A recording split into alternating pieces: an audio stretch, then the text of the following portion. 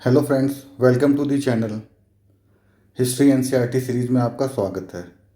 आज हम क्लास 7 के चैप्टर 2 नए राजा और उनके राज्य इस चैप्टर पर चर्चा करेंगे। सबसे पहले जो पैराग्राफ आता है, आइए देखते हैं इसमें क्या लिखा हुआ है। 7वीं शताब्दी के बाद कई राजवंशों का उदय हुआ। मानचित्र 1 में उपमहाद्वीप के विभिन्न हिस्सों में 7वीं से 12वीं शताब्दी के बीच शासन करने वाले प्रमुख राजवंशों को दिखाया गया है। अब 7वीं शताब्दी के बाद ये बोल रहे हैं कि कई राजवंशों का उदय हो रहा है और 7वीं से 12वीं शताब्दी के बीच जो प्रमुख राजवंश हैं उनको हम इस मानचित्र में देख लेते हैं। यहाँ पे देखिए दिया है सबसे पहले चाहमान, ठीक है। कन्नौज, इस जगह को याद रखिएगा, इसका बार बार अब नाम आता रहेगा, तो इस जगह को देख लीजिए कहाँ पे स्थित है। फिर गुर्जर और प्रतिहार, गुर्जर प्रतिहार ये यहाँ पे शासन करते थे। परमार आ गए, फिर ये आ गए चंदेल, इधर आ गए पाल, ठीक है, ये आ गए पाल, ये आ गए चंदेल, ये आ गए गुर्जर प्रतिहार। फिर इधर नीचे राजकोट, ये जगह याद रखिएगा, मान्यखेत।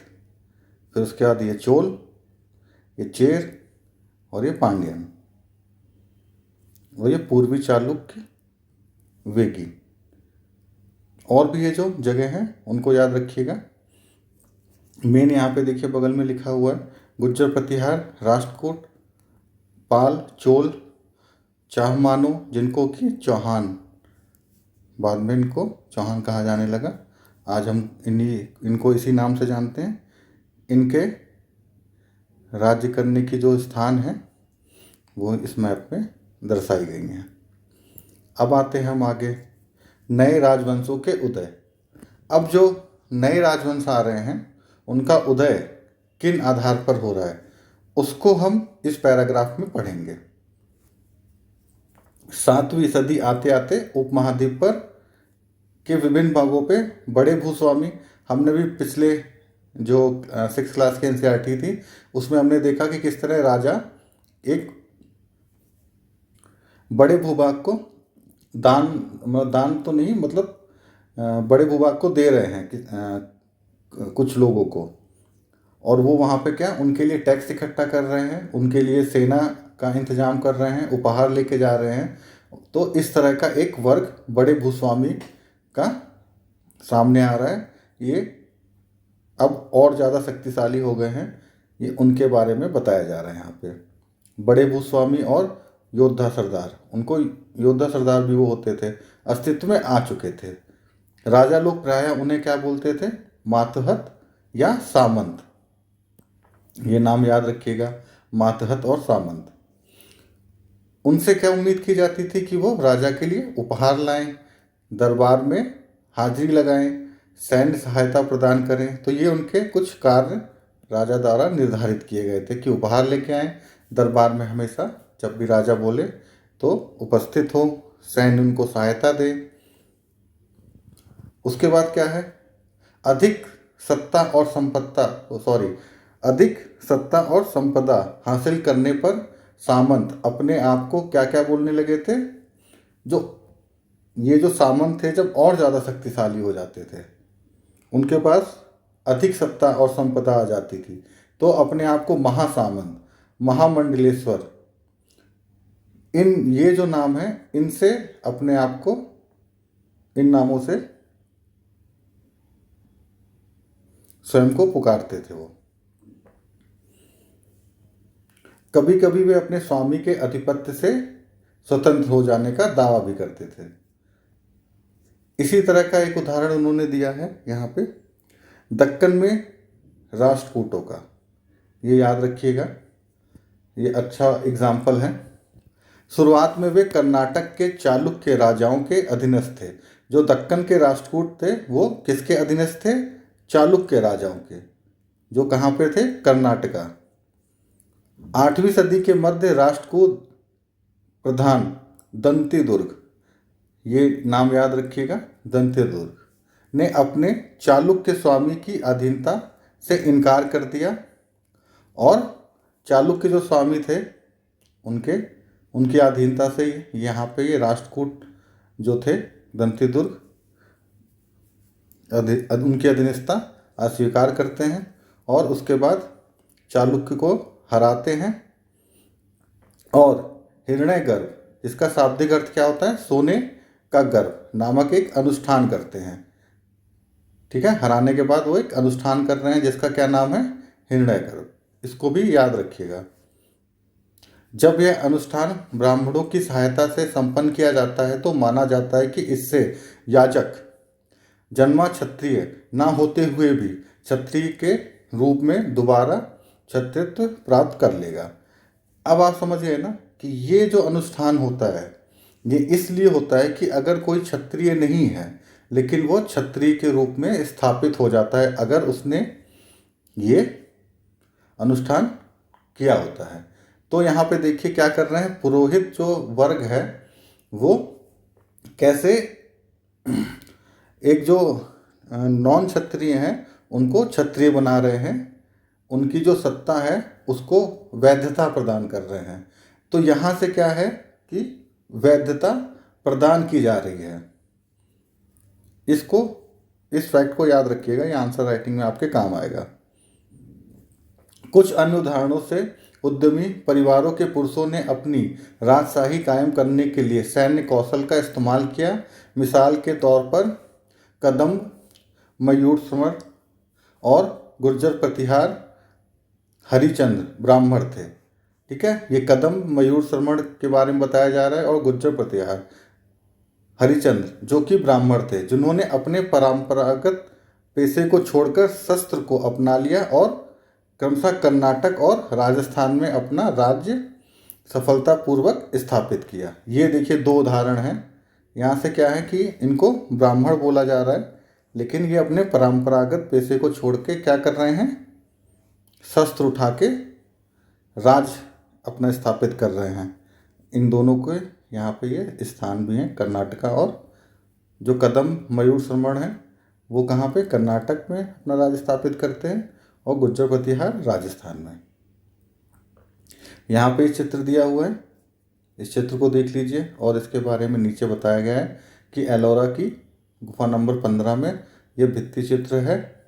विष्णु को नरसिंह के रूप में दिखाया जा रहा है, मतलब पुरुष सिंह के रूप में दिखाया जा रहा है। ये किस समय काल का है, राष्ट्रकूट काल का। तो एलोरा की गुफा का समय काल हमें यहाँ पे पता चल रहा है, राष्ट्रकूट काल। इस फैक्ट को भी आप याद रखिएगा। अब हम नई हेडिंग पे आ जाते हैं, राज्यों में प्रशासन। इन नए राजाओं में से कईयों ने महाराजाधिराज मतलब राजाओं के राजा, त्रिभुवन चक्रवर्तिन, 3 भुवनों के स्वामी, इस तरह की जो है भारी भरकम उपाधियां ये धारण कर रहे हैं। लेकिन सच्चाई क्या है इसकी, ये अपने आप को बड़ी बड़ी उपाधियों से सुशोभित तो कर रहे हैं लेकिन इनकी शक्ति का स्वरूप क्या है, इनकी शक्ति ये पहले के जो राजा थे उनकी तरह अब ये शक्तिशाली नहीं है। अब इनको अपनी सत्ता कई लोगों से शेयर करनी पड़ रही है। किन किन लोगों से, सामंतों से, साथ साथ किसानों से, व्यापारियों से, ब्राह्मणों के संगठनों के से, इन लोगों के साथ और भी हैं वर्ग जिनके साथ अब ये क्या है, अपनी सत्ता को साझा करते हैं। इन सभी राज्यों में उत्पादकों अर्थात किसानों, पशुपालकों, कारीगरों से संसाधन इकट्ठे किए जाते हैं। इनको अक्सर अपने उत्पाद का एक हिस्सा त्यागने के लिए बाध्य किया जाता है और कभी कभी इस हिस्से को लगान मानकर वसूला जाता था क्योंकि प्राप्त करने वाला भूस्वामी होने का दावा करता था। अब यहाँ पे क्या बोल रहे हैं कि जो लगान के लिए यहाँ पे बाध्य किया जा रहा है, मनाया जा रहा है उनको, किस आधार पे कि जो जमीन है उसके ये मालिक हैं। ठीक है, और इस वजह से टैक्स ये मांग रहे हैं। राजस्व व्यापारियों से भी राजस्व लिया जाता था। यहाँ पे देखिए बहुत ही बढ़िया चीज़ है, इन फैक्ट्स को याद रखिएगा। 400 कर। तमिलनाडु के में जो शासन करने वाले चोल वंश थे, उनके अभिलेखों से ना पता चल रहा है कि करों के लगभग 400 से ज़्यादा टैक्स की यहाँ पे सूची मिल रही है। सबसे अधिक उल्लेखित इसमें जो कर है वो क्या है, वेट्टी, जो नगद की बजाय जबरन श्रम के रूप में लिया जाता था। तो वेट्टी किस तरह का टैक्स है, जबरन श्रम करा के, मतलब जबरदस्ती किसी से आप जबरदस्ती कार्य कराते हैं तो उसको जबरन श्रम कहा जाता है। और कदमाई यानी भू राजस्व। कदमाई का क्या मतलब है, भू राजस्व। मकान पर छाजन डालने पर लगने वाला कर, मतलब आप छज्जा भी डालते हैं मकान पे तो उस पर भी टैक्स लग रहा है। खजूर या ताड़ के पेड़ पे चढ़ने के लिए सीढ़ी का इस्तेमाल करने वाला टैक्स। खजूर के पेड़ पे आपने देखा होगा सीढ़ी लगा के चढ़ा जाता है, तो उसके ऊपर भी टैक्स, उसकी भी सूची यहाँ पे मिल रही है। पारिवारिक संपत्ति का उत्तराधिकार हासिल करने के लिए भी टैक्स इत्यादि, मतलब 400 से ज़्यादा यहाँ पे टैक्स लगाए जा रहे हैं। तो आप समझ लीजिए कि अब जो राजा है वो टैक्स वसूलने में कितना शक्तिशाली हो चुका है, वो कितने विभिन्न तरीकों से टैक्स को वसूल कर रहा है। ये सारे नाम दिए हैं, जरूरी नहीं है कि उनको वो ज़बरदस्ती वसूली करते होंगे, पर समय और परिस्थिति के अनुसार ये टैक्स वसूले जाते होंगे। ये संसाधन राजा की व्यवस्था का वित्तीय आधार बनते थे। अब क्या है, जो साम्राज्य है वो बहुत ही उसको शक्तिशाली बनाने के लिए, उसको निरंतर कुशल पूर्वक संचालन करने के लिए आपको बहुत बड़े टैक्स की आवश्यकता होगी, तभी वो अच्छे से चल पाएगा। क्योंकि इस काल में निरंतर क्या हो रहा है, दूसरे जो राज्य हैं उनके जो राजा हैं लगातार एक दूसरे पे हमला कर रहे हैं। तो युद्ध, सबसे ज़्यादा जो संसाधन का जो हनन होता है वो युद्ध के दौरान होता है। आपके लोग भी उसमें मरते हैं और साथ साथ आपके जो भी संसाधन हैं वो भी उसमें बहुत तेज़ी से समाप्त होते हैं। इसीलिए यहाँ पे आपको टैक्स बहुत ही बढ़े हुए मिलेंगे। ये संसाधन ठीक है, और साथ ही मंदिरों और दुर्गों के निर्माण में भी इस्तेमाल होते थे। अब मंदिर का निर्माण हो रहा है, दुर्गों का इस्तेमाल हो रहा है, इनके लिए भी वित्तीय आधार आवश्यक हो जाता है। संसाधन उन युद्धों को लड़ने में भी इस्तेमाल होते थे जिनसे लूट की शक्ल में धन मिलने की या जमीन और व्यापारिक मार्गों के प्रयोग की संभावनाएं बनती थी। ठीक है, युद्ध से फिर क्या है, ये बोल रहे हैं कि संसाधनों का तो इस्तेमाल होता ही था, लेकिन कुछ लूट की शक्ल में धन भी प्राप्त होता था, जमीन आपको प्राप्त होंगी और कुछ व्यापारिक मार्ग, ये युद्ध लड़के जीतने के ये कुछ लाभ भी मिलते थे। राजस्व वसूली के लिए पदाधिकारियों की नियुक्ति सामान्यतः प्रभावशाली परिवारों के बीच से की जाती थी। अब जो पदाधिकारी हैं वो कहाँ से चुने जा रहे हैं, प्रभावशाली परिवारों से, और ये क्या है, वंशानुगत है, मतलब पीढ़ी दर पीढ़ी पिता फिर उनके बेटे, इस तरह से निरंतर उन्हीं परिवार से लोग बन रहे हैं। सेना में भी ऐसा होता था, कई बार राजा के निकट संबंधी ही इन ओहदों पर होते थे। ठीक है, अब हम नए टॉपिक पे आ जाते हैं, जो हमारी नई हेडिंग है, प्रशस्तियां और भूमि अनुदान। प्रशस्तियों के बारे में हम पढ़ ही चुके हैं। प्रशस्तियां लेकिन क्या है, शब्दता सही नहीं हो सकती, लेकिन प्रशस्तियां हमें ये बताती हैं कि जो एक शासक है वो अपने आप को कैसे दर्शाना चाहता है। और शासक अपने आप को कैसा दर्शाना चाहेगा, सूरवीर दर्शाना चाहेगा, विजयी योद्धा दर्शाना चाहेगा, अपने आप को शक्तिशाली दिखाना चाहते हैं लोग। तो प्रशस्ति के माध्यम से क्या करते थे, अपने आप को विभिन्न गुणों से संपन्न दर्शाते थे। और ये ब्राह्मणों द्वारा रची गई थी, जो अक्सर प्रशासन में उनकी मदद करते थे। और ये प्रशस्तियां कौन रचता था, ब्राह्मण वर्ग।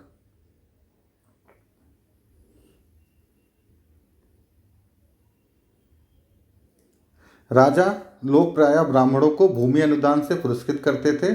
ये ताम्र पत्रों पर अभिलेखित होते थे जो भूमि पाने वालों को दिए जाते थे। ये देखिए, ब्राह्मणों को भूमि अनुदान दिया जा रहा है, ठीक है, और ताम्र पत्र पर इसको ये इस तरह से देखिए दिखाई दे रहा है ना ये, हाँ, इस तरह से अभिलेखित कर दिया जाता था।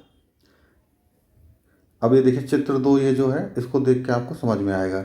यह थोड़ा संस्कृत थोड़ा तमिल में लिखा हुआ ताम्रपत्रों का एक संग्रह है जिसमें 9वीं सदी में एक शासक के द्वारा दिए गए भूमि अनुदान का उल्लेख है। जिन कड़ियों से पत्र जुड़े हैं उस पर राजसी मोहर लगी है जो ये बतलाती है कि ये एक प्रमाणिक दस्तावेज है। ठीक है, ये देखिए, आप देख रहे हैं ना, ये जो मोहर है इससे पता चल रहा है कि ये प्रमाणिक है। अब यहाँ पे नागभट्ट हैं, उनके बारे में बताया जा रहा है। संस्कृत में लिखी गई ग्वालियर में पाई गई एक प्रशस्ति में प्रतिहार नरेश नागभट्ट के कामों का इस प्रकार से वर्णन किया गया है। तो ये जो है प्रशस्ति वो कहाँ से मिल रही है हमें? ग्वालियर से। प्रतिहार नरेश है नागभट्ट, इनके बारे में इसमें बताया जा रहा है और ये संस्कृत में लिखी गई है। यहाँ पे भी क्या है, आंध्रा सैंधव को सिंध वाला जो एरिया, विदर्भ मतलब महाराष्ट्र का एक हिस्सा, कलिंग उड़ीसा के राजा उनके आगे तभी धराशायी हो गए जब वे राजकुमार थे। उन्होंने कन्नौज के शासक चक्रयुद्ध को विजित किया। वंग मतलब बंगाल का हिस्सा, अनर्थ मतलब गुजरात का हिस्सा, मालवा मतलब मध्य प्रदेश का, किरात मतलब वनवासी, तुरुस्क मतलब तुर्क, वत्स और मत्स्य ये उत्तर भारत के राज्य हैं, उनके राजाओं को पराजित किया। तो ये नागभट्ट के बारे में बताया जा रहा है। इसमें ये जो है वंग हो गया, जैसे अनर्थ ये हो गया, इन सब को याद रखिएगा कि कौन कौन से एरिया हैं। किरात मतलब वनवासी, ठीक है। जब भी आप आंसर लिखेंगे तो इन शब्दों को, इन एरियाज का आपको उल्लेख करेंगे तो अच्छा रहेगा। अब यहाँ पे और उल्लेख है, भूमि के साथ साथ क्या दिया जाता था। यह चोलों द्वारा दिए गए एक भूमि अनुदान के तमिल भाग का एक अंश है। ठीक है, भूमि अनुदान जो दिया जाता है चोलों द्वारा, उसका एक भाग है, इसको हम पढ़ते हैं। हमने मिट्टी की मेड़े बनाकर साथ में कांटेदार झाड़ियाँ लगाकर भूमि की सीमाओं को चिन्हित कर दिया। इसमें क्या कर रहे हैं, भूमि को चिन्हित कर रहे हैं, कांटेदार झाड़ियाँ और मेड़े बनाकर। इस भूमि पर ये चीज़ें हैं, क्या क्या चीज़ें हैं इस भूमि पर? फलदार वृक्ष, पानी, भूमि, बगीचे, फलोद्यान, पेड़, कुएं, खुली जगह, चारागाह, एक गांव, बाबी, चबूतरे, नहरें, खाइयाँ, नदियाँ, दलदली ज़मीनें, हौज, अन्नागार, मछलियों के तालाब, मधुमक्खियों के छत्ते, गहरी झीलें। जिसे यह भूमि मिलती है वह इससे कर वसूल कर सकता है। ये देखिए बताया जा रहा है कि जो ज़मीन मिलती थी उनमें क्या क्या चीज़ें होती थी उनको बताया, और उसके बाद क्या बता रहे हैं कि टैक्स वसूल सकता था जिसको ये भूमि दान में मिलती थी। और क्या है, वह न्यायाधिकारों द्वारा जुर्माने को, जो न्यायाधिकारी होते थे जो जुर्माने के तौर पर टैक्स भी वसूल कर सकते थे। पान के पत्तों पर लगाने वाला कर, बुने हुए कपड़ों पर लगने वाला कर, साथ साथ वाहनों पर लगने वाला कर वसूल सकता है। वह, अब ये देखिए, वो इसके अंदर जो भी गतिविधियां हो रही हैं उनके ऊपर टैक्स भी वसूल कर सकते थे, ये बताया जा रहा है। वह पकी ईंटों के बने ऊपरी माले वाले बड़े कमरे बनवा सकते हैं, बड़े और छोटे कुएं खुदवा सकते हैं, पेड़ और कांटेदार झाड़ियाँ लगवा सकते हैं, जरूरी हो तो सिंचाई के लिए नहर बनवा सकते हैं, और उसे सुनिश्चित करना चाहिए कि पानी बर्बाद ना हो और तटबंधों का निर्माण हो। साथ साथ वहाँ पे जो आवश्यक चीज़ें हैं जैसे कि सिंचाई के लिए नहरें बनवाना, कुएं खुदवाना, ये सब भी गतिविधि वो कर रहे हैं। यहाँ पे हमको एरिया पता चल गया कि उस एरिया में क्या क्या है। यहाँ से हमको पता चल गया कि वो टैक्स वसूल सकते हैं, और यहाँ पे क्या कि उसमें वो कौन कौन सी सेवाएं प्रदान कर सकते हैं। इससे हमें क्या वहाँ की जो सामाजिक स्थिति है उसके बारे में और प्रशासनिक जो स्थिति है उसके बारे में यहाँ पे पता चल रहा है। 12वीं शताब्दी में एक बृहत संस्कृत काव्य की रचना की गई जिसे कश्मीर पर शासन करने वाले राजाओं का इतिहास दर्ज है। 12वीं शताब्दी बहुत ही इंपॉर्टेंट है। एक संस्कृत काव्य है जिसको कल्हड़ नामक व्यक्ति ने जिसकी रचना की थी, और ये बहुत ही विशेष है। क्यों, वो मैं आपको ही बताता हूँ।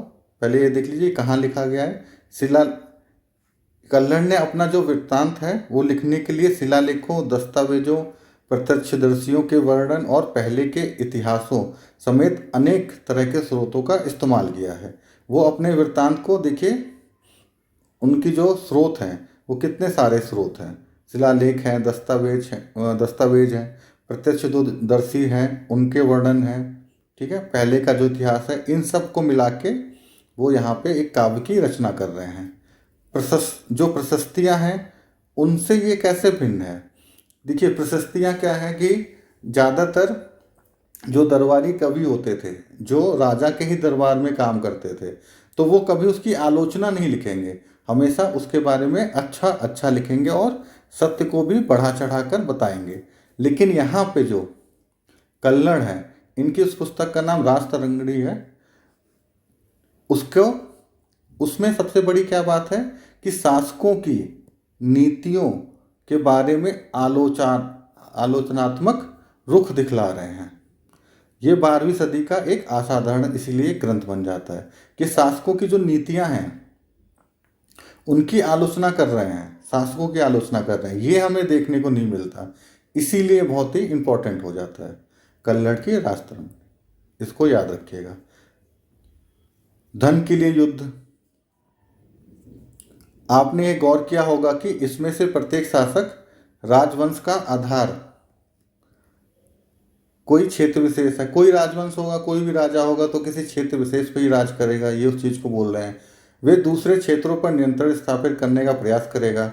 अब एक राजा है, उसका जो बगल का राज्य है उस पर हमेशा वो क्या है, नियंत्रण स्थापित करने, उसको जीतने के प्रयास में लगा रहेगा।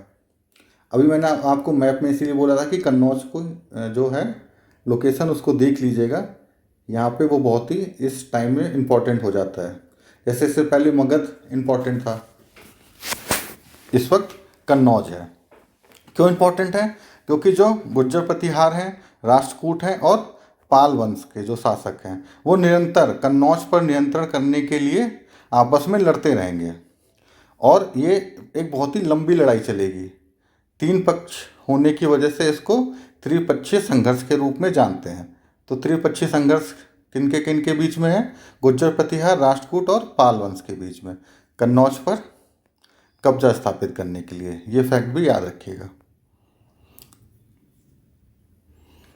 शासकों ने बड़े मंदिरों का निर्माण करवाकर अपनी सत्ता और संसाधनों का प्रदर्शन करने का प्रयास किया। देखिए क्या होता था कि एक जब मंदिर आप देखेंगे, मंदिर का जो निर्माण होता है, पहले तो इतनी बड़ी बड़ी बिल्डिंग्स नहीं थी, छोटी बिल्डिंग्स होती थी। उसमें एक बड़ा मंदिर वो बहुत ही दूर से दिखाई देता था। तो उससे क्या पता चलता था कि ये इस शासक के साम्राज्य का एक बहुत ही बड़ा मंदिर, मतलब इससे क्या होता था, उनकी सत्ता को वैधता मिलती थी और उनकी जो ख्याति थी वो बहुत ही ज़्यादा फैल जाती थी लोगों के बीच में, कि उस मंदिर से उनकी ख्याति फैल जाती थी। अब जैसे आपने एक मंदिर बनवा दिया अपने क्षेत्र में, तो आप सोचिए कि वहाँ उस क्षेत्र के जो लोग होंगे उनके बीच आप कितना आपको सम्मान मिलेगा, कितनी ख्याति प्राप्त होगी, एक वैधता आपको प्रदान हो जाएगी उस एरिया में। तो शासक वर्ग मंदिरों के माध्यम से इस कार्य को भी करते थे, यहाँ पे ये कहने का प्रयास कर रहे हैं। इसलिए जब एक दूसरे के राज्यों पर आक्रमण करते थे तो मंदिरों को भी अपना निशाना बनाते थे, ठीक है, जो कभी कभी बहुत संपन्न होते थे। सत्ता और संसाधन से अब उस मंदिर पे आक्रमण करने से क्या होता था कि उनको पता सामने वाले का उन्होंने सत्ता को प्रभावित किया है, इसका इस पर संकेत मिल जाता था। और मंदिरों में क्या होता था, बहुत सारे, आपको पता है, दान दिए जाते थे, तो बहुत सारा धन होता था, तो उस धन के लिए भी एक दूसरे पर आक्रमण करते थे। उसी का एक एग्जाम्पल यहाँ पे दे रहे हैं, गजनी का सुल्तान महमूद। महमूद गजनी के बारे में यहाँ पे बताया जा रहा है। उसने 997 से लेके 1030 तक शासन किया था, ये उसका समय काल है। और अपने नियंत्रण का विस्तार मध्य एशिया के भागों, ईरान, ये उसके द्वारा जो शासन का उसका एरिया है उसके बारे में बता रहे हैं। उसने हर साल उपमहाद्वीप पर हमला करता था। उसका निशाना थे संपन्न मंदिर, जिसमें गुजरात का सोमनाथ मंदिर भी शामिल था। महमूद जो धन उठाकर ले गया, उसका बहुत बड़ा हिस्सा गजनी में एक वैभवशाली राजधानी के निर्माण में खर्च हुआ। तो यहाँ पे बता रहे हैं कि गुजरात का जो सोमनाथ मंदिर है उसको उसने वहाँ पर हमला किया और उस धन से एक जो उसकी राजधानी है उसका निर्माण कराया। सुल्तान महमूद अपने द्वारा जीते गए लोगों के बारे में भी बातें जानना चाहता था। उसने जब यहाँ पे विजय हासिल कर ली तो यहाँ पे वो यहाँ के लोगों के बारे में जानना चाहता था। इसके लिए उसने क्या किया, अल बरूनी नामक एक विद्वान को बोला कि जाओ इस उपमहाद्वीप का लेखा जोखा और यहाँ पे जानकारी आप हासिल करिए। तो उसने फिर किताब अल हिंद इसकी रचना करी, जिसके लिए उसने अल बरूनी ने क्या किया, संस्कृत के विद्वानों से परामर्श लिया। तो महमूद के कहने पे उन्होंने क्या किया कि यहाँ के जो लोग हैं, यहाँ की जो भी चीज़ें हैं, जानकारियाँ, इन्फॉर्मेशन है, वो किताबुल हिंद में हमको मिलती है। युद्ध करने वाले दूसरे राजाओं में चाहमान भी थे, जो बाद में चौहान के नाम से जाने लगे। इनका एरिया कौन सा था, दिल्ली और अजमेर के आसपास का क्षेत्र पे ये शासन करते थे। उन्होंने पश्चिम और पूरब की ओर अपने नियंत्रण क्षेत्र का विस्तार किया, जहां उन्होंने गुजरात के चालुक्य और पश्चिमी उत्तर प्रदेश के गैरवालों से टक्कर ली। चाहमानों के प्रसिद्ध जो शासक थे वो कौन थे, पृथ्वीराज तृतीय। उन्होंने कब से कब तक, 1168 से लेके 1192 ये इनका शासनकाल था, जिसमें उन्होंने सुल्तान महमूद गौरी नामक अफगान शासक को पहले क्या हुआ 1191 में तो हराया, लेकिन 1192 में क्या हुआ, उनके हाथों वो हार गए। ये किस्सा तो बहुत ही मशहूर है, आप लोग को पता ही होगा। अब आ गया हमारा नया टॉपिक, चोल राज्य। इसके बारे में पढ़ेंगे। सबसे पहले तो आप इसका एरिया देख लीजिए, ठीक है। ये पूरा परिवर्तनशील इसकी सीमाएं हैं जो घटती और बढ़ती रही हैं समय के साथ साथ, पर आपको ये मेन उसका एरिया यहाँ से इस मैप से पता चल जाता है। इसको अच्छे से देख लीजिएगा। उरेयूर से तंजावुर तक ये इनका एरिया बताया जा रहा है। चोल वंश सत्ता में कैसे आया उसको हम जानेंगे। कावेरी डेल्टा में मुट्टियार नाम से प्रसिद्ध एक छोटे से मुखिया परिवार की सत्ता थी। कावेरी आपका डेल्टा हो गया, वहाँ पे कौन, मुट्टियार नाम का एक मुखिया परिवार था। वे कांचीपुरम के पल्लव राजाओं के मातहत थे, ठीक है। किसके थे वो, पल्लव राजा के मातहत। उरैयार के चोल वंशीय प्राचीन मुखिया परिवार के विजयालय ने 9वीं सदी के मध्य में मुट्टियारों को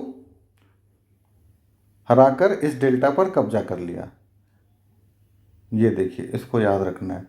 विजयालय ने क्या किया कि जो मुट्टियार थे इनको हराकर ये जो डेल्टा वाला एरिया है इस पर, कावेरी का जो डेल्टा है इस पर इन्होंने अपना कब्जा कर लिया।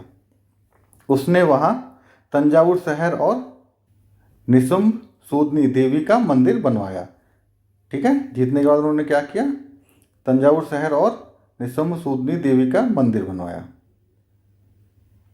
विजयालय के उत्तराधिकारियों ने पड़ोसी इलाकों को भी जीता और राज्य के अपने क्षेत्रफल और शक्ति में लगातार निरंतर बढ़ाते रहे। दक्षिण और उत्तर में पांड्यन और पल्लव के इलाके इस राज्य का हिस्सा बन गए। ठीक है, वो क्या करते गए, निरंतर अपने क्षेत्र को बढ़ाते गए और पांड्यन और पल्लव के जो क्षेत्र थे उनको अपने क्षेत्र में मिलाते गए। इसमें जो सबसे शक्तिशाली राजा थे वो कौन थे? राजराज प्रथम 985 में वो राजा बने थे। उसी में इसमें सबसे ज़्यादा क्षेत्रों पर नियंत्रण स्थापित किया। इन्होंने जो राजा प्रथम थे इन्होंने ही सबसे ज़्यादा क्षेत्र पर नियंत्रण स्थापित किया और अपने प्रशासन का भी पुनर्गठन किया। उनके जो पुत्र हैं वो कौन है? राजेंद्र प्रथम। उनकी नीतियों को जारी रखा। किसकी? राजा प्रथम की। गंगा घाटी, श्रीलंका, दक्षिण पूर्व एशिया, मतलब साउथ ईस्ट एशिया तक इन्होंने हमला किया है। गंगा घाटी पे भी किया, श्रीलंका पे भी किया राजेंद्र प्रथम ने। और इन अभियानों के लिए उन्होंने क्या किया? एक जल सेना भी निर्मित करी। तो ये याद रखिएगा, बहुत ही इंपॉर्टेंट फैक्ट है। अब आ रहा है हमारा भव्य मंदिर और कांस्य मूर्ति कला। ये चोलों के बहुत ही इंपॉर्टेंट टॉपिक है। राजराजा और राजेंद्र प्रथम द्वारा बनाए गए तंजावुर और गंगईकोट चोलपुरम के बड़े मंदिर स्थापत्य और मूर्तिकला की दृष्टि से एक चमत्कार हैं। ये जो दो मंदिर, एक तंजावुर का मंदिर और एक गंगईकोट चोलपुरम का जो मंदिर है, ये बहुत ही अद्भुत किस्म के हैं। अब यहाँ पे देखिए चोल मंदिरों के बारे में बताया जा रहा है, इसको ध्यान से पढ़िएगा। चोल मंदिर अक्सर अपने आसपास विकसित होने वाली बस्तियों के केंद्र बन गए। ठीक है, जो चोल मंदिर होते थे उनके जो आसपास जो बस्तियां होती थी उसका केंद्र कौन थे? ये मंदिर होते थे। ये शिल्प उत्पादन के केंद्र बन गए। ये मंदिर शासकों और अन्य लोगों द्वारा दी गई भूमि से संपन्न हो गए। मंदिरों के पास क्या होती थी? भूमि होती थी, जो कि उनको शासक और अन्य लोग उस मंदिर को प्रदान करते थे। इस भूमि की उपज पर उन सारे विशेषज्ञों का निर्वाह करने में खर्च होती थी। मतलब इस मंदिर के जो एरिया था इसमें कौन रहते थे? कुछ विशेषज्ञ रहते थे और उनका निर्वाह इसी भूमि से जो भी उत्पादन होता था उनका हो जाता था। जो मंदिर के आसपास रहते थे उनके लिए काम करते थे पुरोहित, मालाकार, बावर्ची, मेहतर, संगीतकार, नर्तक इत्यादि। तो ये वो सब लोग हैं जो मंदिर के उस केंद्र के आसपास फल फूल रहे हैं। आप देख रहे हैं मंदिर की जो एक बोली आती है ना, अर्थव्यवस्था किसे कहते हैं, तो मंदिर की जो अर्थव्यवस्था है उसका एक बहुत ही अच्छा उदाहरण है कि मंदिर है, मंदिर के पास क्या है? भूमि है। भूमि से जो भी राजस्व प्राप्त हो रहा है, जो भी मंदिर से जो भी फसलें पैदा हो रही है, उनसे एक जो वर्ग है उसका निर्वाह हो रहा है। ठीक है, और वो मंदिर के लिए क्या कर रहे हैं? बहुत सारी चीज़ों का उत्पादन कर रहे हैं। वो हम अभी आगे पढ़ेंगे वो कौन कौन सी चीज़ें हैं। इस मंदिर को देख लीजिए तो एक आइडिया लग जाएगा चोल मंदिरों के बारे में। ठीक है, ये है गंगईकोट चोलपुरम। ठीक है, अब इसमें देखिए मंदिर में क्या हो रहा है कि ऊपर जैसे जैसे जा रहा है तो ये क्या हो रहा है? क्रमशः पतली होती जा रही है इसकी छत। ठीक है, ये देखिए पतली होती जा रही है। बाहरी दीवारें इसकी देखिए कितनी सजी हुई हैं, अलंकरण देखिए इसमें, है ना। तो ये दो चीज़ यहाँ पे बताई जा रही है। तो इससे आपको चोल मंदिरों का एक बैकग्राउंड यहाँ पे पता चल रहा है। अब क्या है? दूसरे शब्दों में मंदिर से पूजा आराधना के स्थान नहीं बल्कि आर्थिक, सामाजिक, सांस्कृतिक जीवन का केंद्र भी थे। स्पष्ट हो गया ना कि एक बहुत बड़ा जो वर्ग है वो इस मंदिर के आसपास रह रहा है और विभिन्न आर्थिक क्रियाकलाप जो हैं उसमें इन्वॉल्व है, जिसकी वजह से वो अर्थव्यवस्था को बूस्ट कर रहे हैं। मंदिर के साथ जुड़े शिल्पों में सबसे विशिष्ट था कांस्य की प्रतिमाएं। जो चोल काल की जो कांस्य की प्रतिमाएं हैं वो बहुत ही ज़्यादा फेमस हैं। देखिए लिखा भी अगली लाइन में, चोल कांस्य प्रतिमाएं संसार की सबसे उत्कृष्ट कांस्य प्रतिमाओं में से एक गिनी जाती हैं। ठीक है, विश्व की सबसे अच्छी प्रतिमाओं में से एक है। ज़्यादातर प्रतिमाएं तो देवी देवताओं की होती थी, लेकिन कुछ प्रतिमाएं जो हैं भक्तों की भी बनाई जाती थी।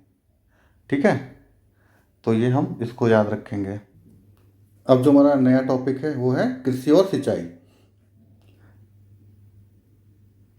चोलों की कई उपलब्धियां कृषि में हुए नए विकासों के माध्यम से संभव हुई। देखिए, कृषि में जितनी ज़्यादा उन्नति होगी वो राज्य उतना ही शक्तिशाली होगा उस समय में। तो इसीलिए बोल रहे हैं जो नए विकास हुए उसकी वजह से कई उपलब्धियां चोलों को प्राप्त हुई। मानचित्र 2 में इनकी जो आप भौगोलिक स्थिति है उसको देखिएगा। कावेरी नदी बंगाल की खाड़ी में गिरने से पहले क्या है, छोटी छोटी शाखाओं में बढ़ जाती है। ये शाखाएं बार बार पानी उलझती हैं, जिससे क्या हो रहा है, किनारों पर उपजाऊ मिट्टी जमा होती है। शाखाओं का पानी कृषि विशेषता चावल की खेती के लिए आवश्यक आर्द्रता मुहैया कराता है।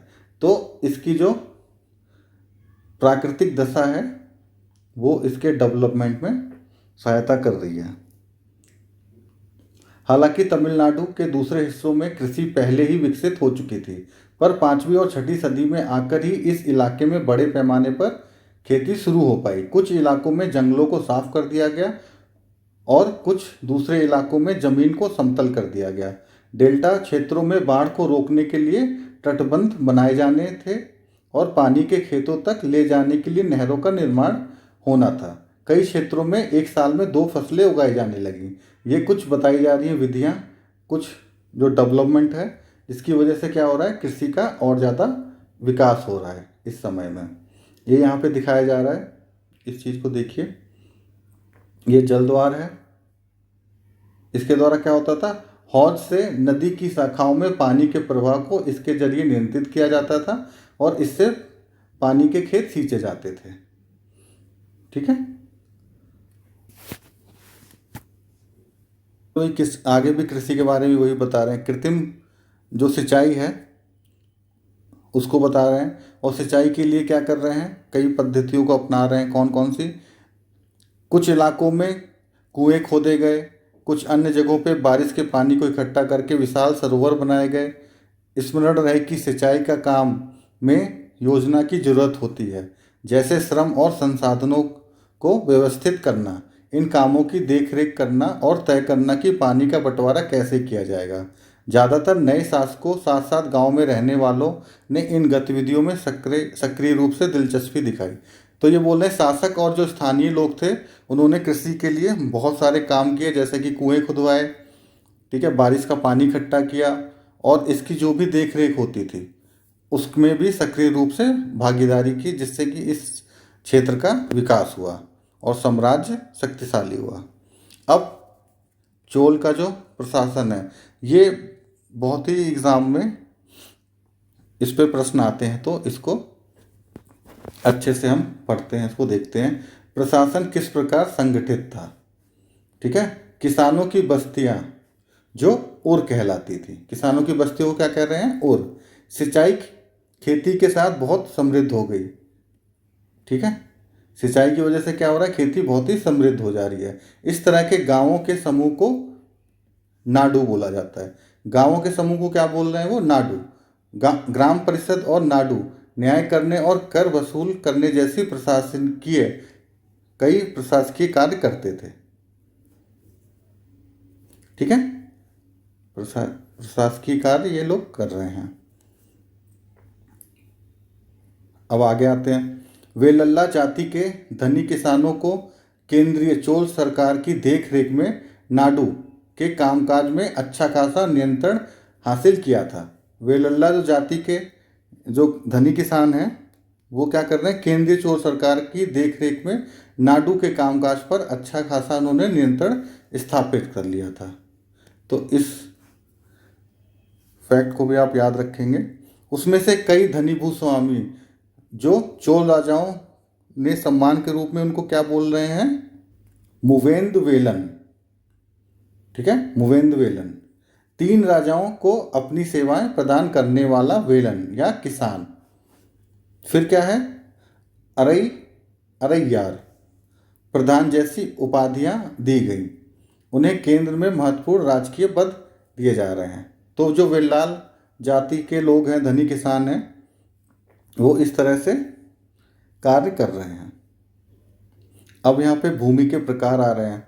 चोल अभिलेखों में भूमि की विभिन्न कोटियों का उल्लेख मिलता है, जैसे कि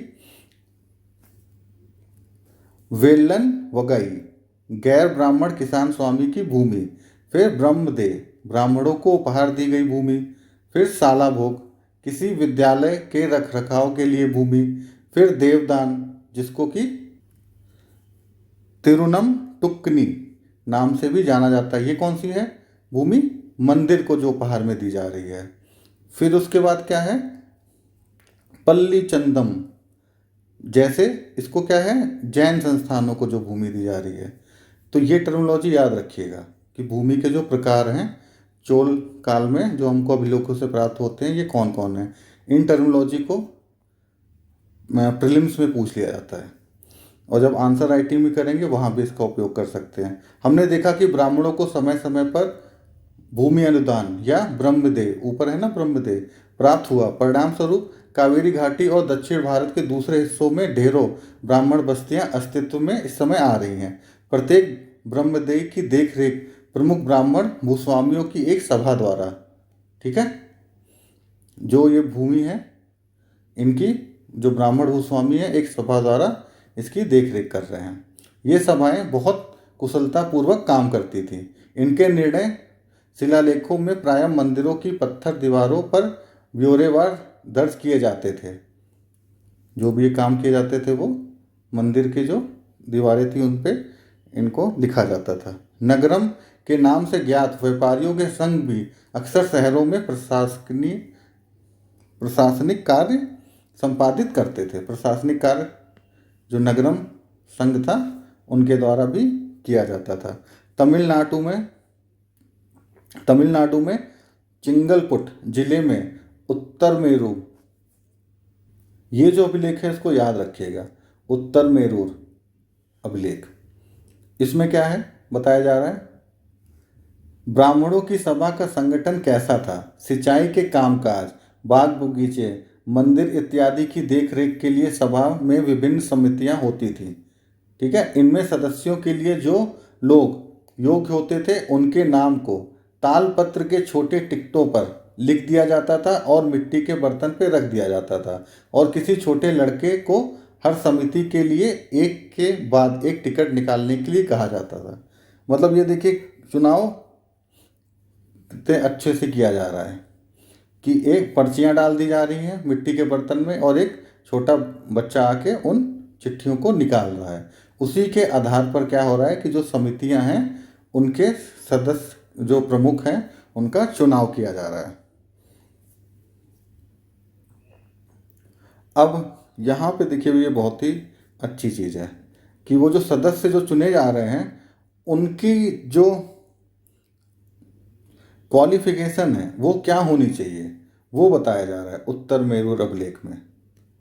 सभा की सदस्यता, जो भी इच्छुक लोग हैं उनको ऐसी भूमि का स्वामी होना चाहिए जहाँ से भू राजस्व वसूला जाता है। पहला, उनके पास अपना घर होना चाहिए। उनकी उम्र 35 से 70 के बीच होनी चाहिए। उन्हें वेदों का ज्ञान होना चाहिए। उन्हें प्रशासनिक मामलों की अच्छी जानकारी होना चाहिए और साथ में वो ईमानदार भी होने चाहिए। यदि कोई पिछले 3 सालों से किसी समिति का सदस्य है तो वो समिति का सदस्य नहीं बन सकता। जिसने अपने या अपने संबंधियों के खाते जमा नहीं कराए हैं वो भी चुनाव नहीं लड़ सकता। आप देख रहे हैं अगर आज इन क्राइटेरिया को अपनाया जाए तो हमारे जो चुनाव हैं वो कितने अच्छे हो जाएंगे। मतलब जो चुन के जो लोग आएंगे, जो हमारे नेता होंगे, वो ज़्यादा अच्छे होंगे। कैसे कि यहाँ देख रहे हैं प्रशासनिक मामलों की उनको अच्छी जानकारी होनी चाहिए, ईमानदार भी होने चाहिए, वेदों का ज्ञान मतलब पढ़े लिखे होने चाहिए। साथ में यहाँ पे क्या बताया जा रहा है कि अपने या अपने संबंधियों के खाते भी जमा कराने चाहिए। संबंधियों के भी, अभी क्या करते हैं नेता, अपने संबंधियों के जो खाते हैं उनके बारे में थोड़ी ना जानकारी देते हैं, सिर्फ अपनी जानकारी देते हैं। अभिलेखों में राजाओं और शक्ति संपन्न पुरुषों के बारे में तो जानकारी मिलती है, लेकिन यह जानना खास मुश्किल है कि साधारण मर्दों और औरतों के जीवन इस राज्य में कैसा था। ठीक है, राजा महाराजा जो हैं उनके बारे में तो पता चल रहा है, और जो शक्तिशाली पुरुष हैं उनके बारे में पता चल रहा है, लेकिन जो साधारण लोग हैं उनके बारे में कम जानकारी मिलती है। 12वीं शताब्दी के तमिल कृति है पैरिया पूर्णम, वहाँ उसकी कुछ लाइनें हैं।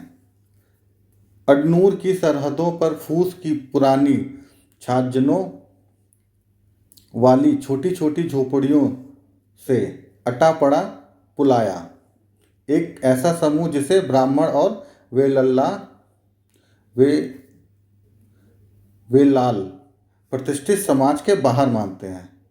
ठीक है, इस टर्मोलॉजी को भी याद रखिएगा। लोगों का एक छोटा सा पुरवा था जिसमें ओछे किस्म के पेशों में लगे खेतिहर मजदूर रहते थे।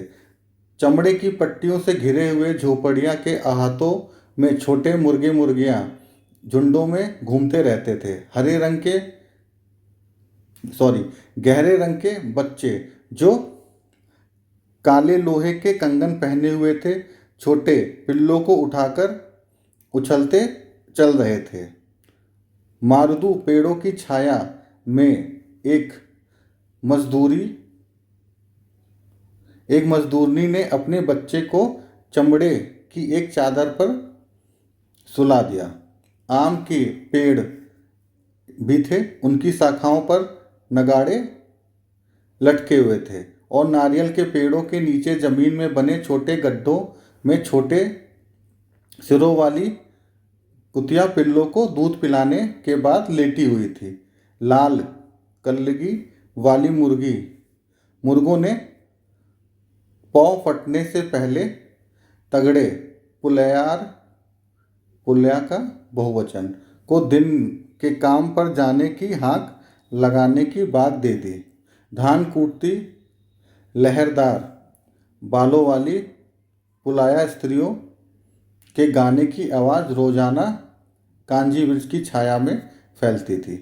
ठीक है, इसको हम याद रखेंगे। 12वीं शताब्दी में तमिल कृति कौन सी है? पैरिया पूर्णम।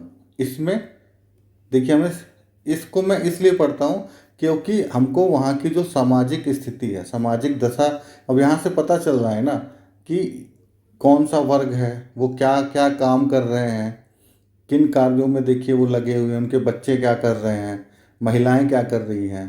ठीक है, वो किस तरह के कपड़े पहन रहे हैं, जैसे काले लोहे के कंगन उन्होंने पहने हुए हैं।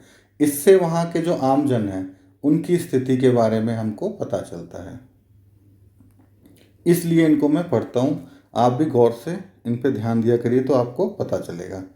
तांग वंश के युग का चीन। अन्यत्र में आ जाते हैं। चीन के तांग राजवंश के तहत एक साम्राज्य स्थापित हुआ जो लगभग 300 वर्ष तक 7वीं से 10वीं सदी तक सत्ता में रहा।